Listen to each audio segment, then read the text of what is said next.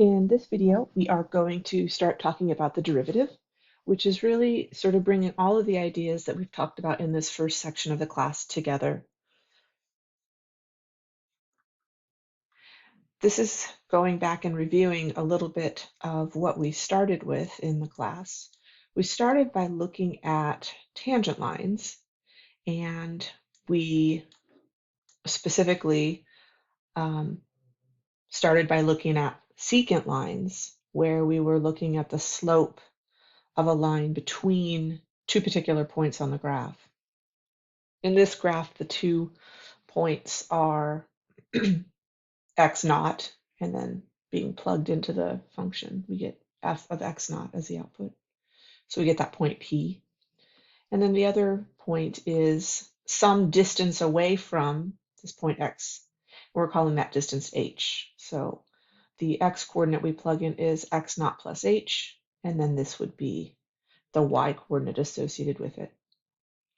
And looking at this picture, going back to basic ideas we know about the slope being the rise over the run, we're looking at the difference between the two y values for the rise, and then the difference in the two x values for the run. And so we end up with this ratio of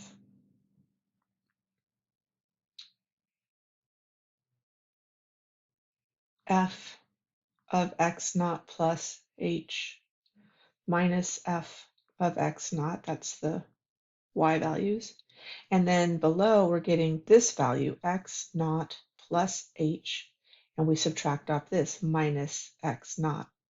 And so then when you see down here in this definition, the x naughts in the denominator go away, they're canceling each other out, and we just have h in the denominator. By taking the limit as h goes to 0, we're making the distance between these 2 points smaller and smaller. And so in doing so, we're figuring out what happens as we take this point and it moves closer and closer to the original point that we started at. And so in these pictures over here on the right, if we've used this limiting property, we're getting the slope of a line that's tangent just at one particular point in time. And we can see at different points in the graph, the slope of that line changes in different steepness, which would be a larger number, or in kind of leveling off, maybe in a number that's a fraction. This is the graph of y equals 1 over x. And we can see when x is equal to 2 versus when x is equal to -2, the slope ends up being -4th, -4th in both ways. But the left-hand portion of the graph looks very different than the portion on the right-hand side. What we're going to look at next is how we figure out what this function of the derivative is, how we get it from the original function that we've been given.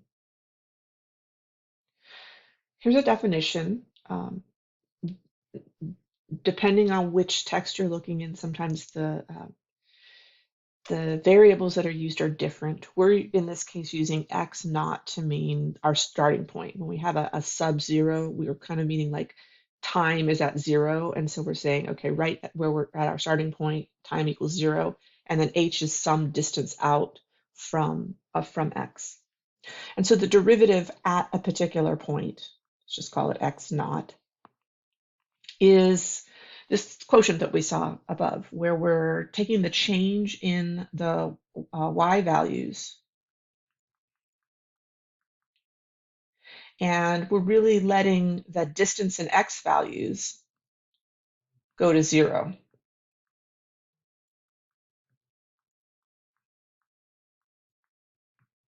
So that they're closer and closer together.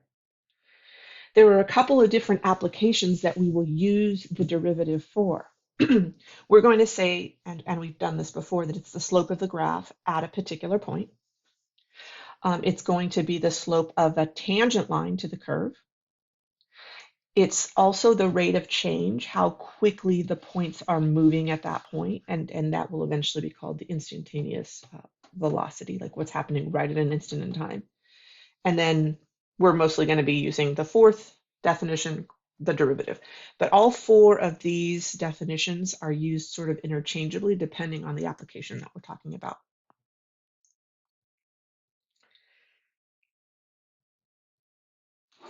This is similar to what we were just looking at, but just using a different set of variables. I'm just wanting you to see how, depending on the text or the reference you're looking at in the internet, some of the variables might be changed. For looking at this picture on the left, I have 2 points, P and Q, and I'm having the x coordinate for P or bx, and then for Q, the x coordinate is z. And z is that original point x plus some distance h. I'm obviously looking at the distance between the y values, which would be this, f of z minus f of x, versus the difference in the x values, which is going to be z minus x. So this definition probably makes a little more sense to you based on experiences that you've had in the past of just finding the slope of a line. And so this one relates more to the definition we were just looking at, whereas this is maybe related more to what you know as finding the slope between 2 points. And then instead of letting h go to 0, we're just saying, okay, let this point z move closer and closer to x. Same idea, just using different variables. We can see that at different points in the graph, the tangent line is going to produce different outputs, whether that is a positive value showing that there's an increase happening in the graph, or a negative value showing that there is a decrease happening in the graph. Our goal is to be able to use the derivative as a tool to determine what a picture of a graph looks like if we weren't able to have graphing software like Desmos. And so if we're able to find the slope at different points and see where maybe that slope, say, levels off and becomes 0, like here, we would know, okay, well, if it's becoming horizontal and the slope is 0, we must have a minimum or a maximum point. And similarly, if I have an entire range or interval of time where the slopes are increasing, or positive numbers, I know the graph is increasing in that section of the graph, in that section of the x values. The other thing to note here is that we can take h values on either side, either on the left-hand side or the right-hand side of a particular point as we close in, because we're making that h value equal to 0, and so we can come from either the left or the right to determine the derivative at a particular point. We don't have enough information yet to figure out what the derivative is for the function square root of x. We're going to work towards that in the next section. But I wanted to show you on the left here, we have the graph of square root x. And then this function here, 1 over 2 square root x, is the derivative function for the square root of x. Again, we'll come up with how we figure out what that function is later in the semester. But look at what the graph looks like. And so the idea is that if I pick some particular x value here, and I want to look at the slope of a tangent line, I can see that it's still positive, but it's sort of leveling off. And so if I go to that corresponding point here, I can see that the graph is sort of leveling off. Whereas if I'm over here and the tangent lines are getting extremely steep, that relates to this part of the graph where the numbers or the values are getting very, very high, going up to infinity. Funny, there's a little typo there where square root of x is really close to the next word. Pun not intended there. We kind of used some of our knowledge at the very beginning of the semester to find the equation of a tangent line. And we were looking at the secant and having those secant points get closer and closer together. Now we'll use that same idea, but just go straight to the derivative. The derivative will help us know what the slope is. In this case, the slope is going to end up being a fourth. And then we use the point slope formula with whatever that point is on the graph. And then we're able to determine what the equation of the tangent line is at a particular point, in this case, the point 4, 2. So here's an example, and this is the process that we're going to use for now. On this first exam, you are going to have to show work the longhand way to find the derivative. I know that some of you have taken calculus in high school, and you know the shorthand way to find the derivative. And we will do that eventually, but for now, we're just going to be using the long algebraic method, taking the limit.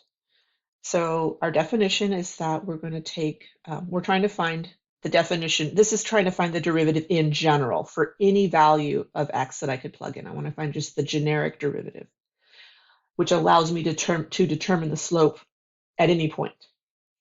And so I'm taking f of a plus h. Again, I have some function. I know that this is a parabola, right? And if I have some point a here and some point h here, I'm saying, okay, f of a plus h. I subtract off the original function, f of a, and then I'm dividing it by h. And we're letting h get closer and closer to 0. So this first line is just the definition. Going to the original function, I start by plugging a plus h into the original function, and I get this. And then I subtract off the original function. And then working out this algebra, if you do this correctly, you should get a bunch of the terms canceling each other out. So we saw this when we were doing this algebra before at the beginning of the semester. The a squared and the a squared, those are going to cancel. The negative ah, because of this negative sign here, it's going to distribute here, and this will become positive 8a, and those will cancel out. And then the plus line 9 and the minus 9. So again, if you've done the algebra correctly, everything that's in the original function should end up canceling out. And then we're just left with this here. Also, for this first set of problems that we're going to do, each of the terms in the numerator should have an h in them so that we can divide them out. We have to be certain that we're not plugging 0 into the denominator. And so right now we're just tackling problems where those h's are all going to go away, so that when we get to this line here, we can plug 0 in for h now because there aren't any restrictions with a fraction anymore. And we get this generic equation for the derivative of the original function. So f prime of a is 2a minus 8. So how can I use that? Well, I can use that to find the derivative of points, or even in this case, the equation of the line tangent to the curve at different points. So let's look at the first one, x equals 3.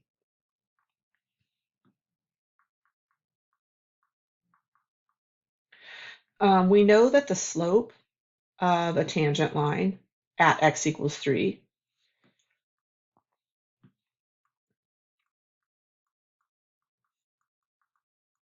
is going to be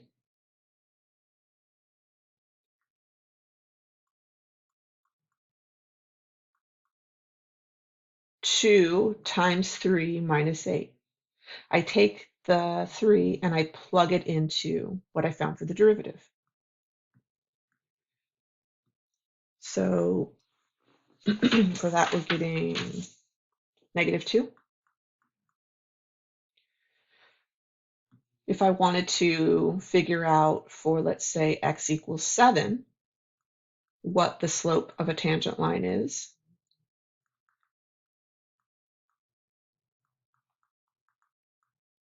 let's see, the slope at x equals 7 would be 2 times 7 minus 8, or 6. So we've got different slopes for different parts of the graph. We'll look at the graph in a minute. To find the equation, I need a slope and I also need a point. Well, we're given the x-coordinate, so if we plug the x-coordinate back into the original, let's see, what is f of 3?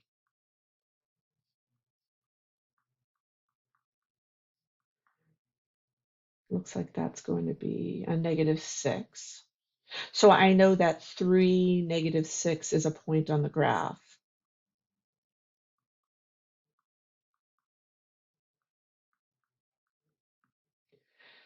For the one on the right, what is f of 7? If I plug 7 into the function,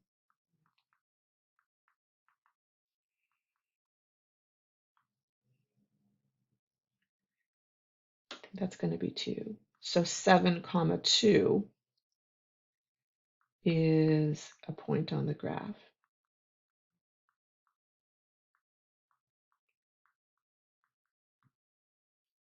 And then we use the point slope formula. The point slope formula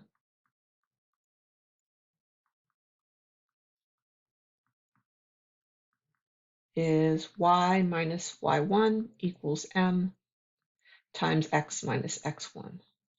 So where I have y sub 1 and x sub 1, that's where I plug the point in. So let's see, I'm going to have y minus -6 is going to change to +6. The slope we found was the derivative. So up here we had a -2, and then x minus 3.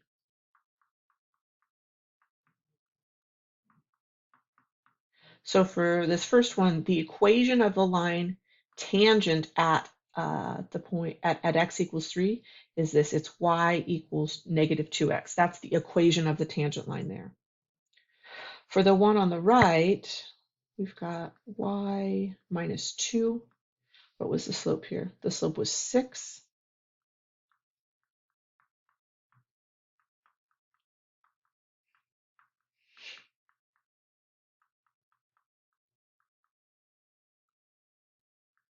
So this is the slope, different line. This is the equation of the line or of a tangent line at x equals 2. Let me pause for a minute and then open a Desmos graph to show you. Here is the graph of the original function that we had, x squared minus 8x plus 9. That's a parabola. And then I have the 2 points where we were evaluating the derivative and trying to find the equation of the tangent line. The first point was 3, -6, and then the second point was 7, 2. And for the first point, we found the equation of the tangent line to be -2x. And looking at this graph here, I can see that, yes, in fact, that dotted blue line does intersect the graph in just that one point. And then for the other point, for 7, 2, we found the slope of the equation line, or the tangent line, to be 6x minus 40. Let me zoom out a little and we can see, yeah, that in fact does look like it's a tangent line right at that particular point. So again, don't forget that you can use Desmos to check your work and by plotting points and plotting the equations of the lines. While we're here in Desmos, I just want to show you something else that we did some activities like this at the beginning of class, but this is showing you what's happening in the definition of the derivative. Let me scroll down here. A would be a point that I want to determine the derivative at. So let's say I have this say, I want to know what's the derivative when x is equal to 0.4 in this case. So I can see that my point here is at 0.4 for the x. The line, I can see the tangent line, which is that blue, and the red is if let's say if I move this point the tangent line is going to change as h gets smaller and smaller and closer to 0, whether or not I'm on the left or the right of that point. As h gets smaller and smaller and closer to 0, I can see that hang on, let me move this over. There's my other point. I can see that the tangent lines are going to get closer and closer together and eventually be the same. So looking at the red graph, actually, let me move this over because this is a little bit weird. Looking at the red line, which is the secant line, here you can see it. As I move closer and closer, as that red point moves closer and closer to the black point, the two tangent lines become exactly the same. I'll put this, we'll talk about this in class. We did an activity like this at the very beginning of the semester, and we'll talk about this again, just showing how the secant line becomes the tangent line as h moves closer and closer to 0. We can come from the positive side, that would be this. We can come from the negative side, that would be this. There are different notations that we can use to denote the derivative. The most common are the first two that you see, where we put a little prime next to the function f or next to the function y. But there's also dy dx, which is pretty common too. Calculus was created in two different places simultaneously, and so that's why we've led to these two different notations. And the mathematical community has never really decided which one, and they kind of use them both interchangeably. But the second definition with the dy dx actually becomes important when we start talking about differentials, where we can separate the change in the x values versus the change in the y values, and maybe we want to isolate them. I do want to just overemphasize that this dy over dx, dy dx is not a ratio. It's not like a fraction, because what it's denoting is changes in the y values and changes as the x in the x values as we close in on a particular point. And so just kind of keeping in your mind not to think of it as a fraction per se. There are times that we have functions that cannot be differentiated. We can't take the derivative at particular points. And we'll spend some of our time trying to determine where those are, because if there's something strange going on with the graph, as in the case with the square root of x, where we have a corner, we can't really take the derivative there because we can't determine where a single tangent line is at that particular point. There are many lines we could have going through that point that would be intersecting in only one location. That's what's shown here in this picture. A cusp, which is similar to a corner, a cusp is where we have two parts of a graph coming together, but they're not straight lines, they're curves. And so in this case, the function looks like this and like this. So it would be two little curves, but they come up to what looks like a corner. We just call it a cusp instead. But similar, we can't take the derivative at a particular point because there are, many, many tangent lines that we could have there, and we're trying to isolate as just a single one.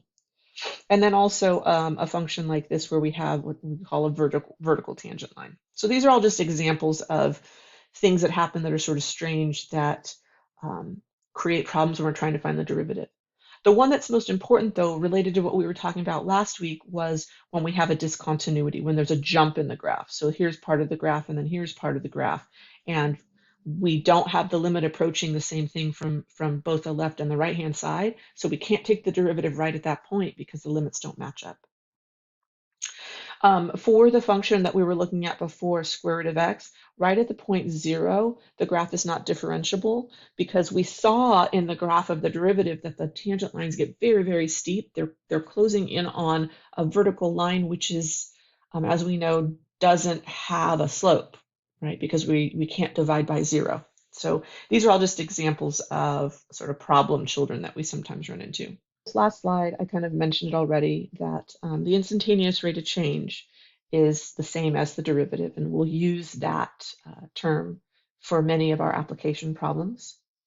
And then really just sort of tying everything together that we've done in this first 4 weeks is that if we know that a function we can take the derivative at a particular point, we know that it's continuous at that point. As we just saw in those problematic functions, part of the reason that we weren't able to take the derivative is because we did not have continuity in the function. If there's a jump or a hole in the graph, we're not able to take the limit from both directions. And so this will help us because as we move forward and we find easier ways to take the derivative, if we know where the derivative is defined, that'll help us know where the function is continuous. And then this is just down below some additional notation. We can take the second derivative and the third derivative and so on. And we will use both the first and the second derivative to give us a good idea of what the graph looks like overall. And this is just showing you the different notations. We just have additional numbers added on, or gosh, I forgot what the word is, apostrophe? Have those little tick marks added to denote the second derivative or the third derivative and so on. All right, thank you for watching, and I will see you in class.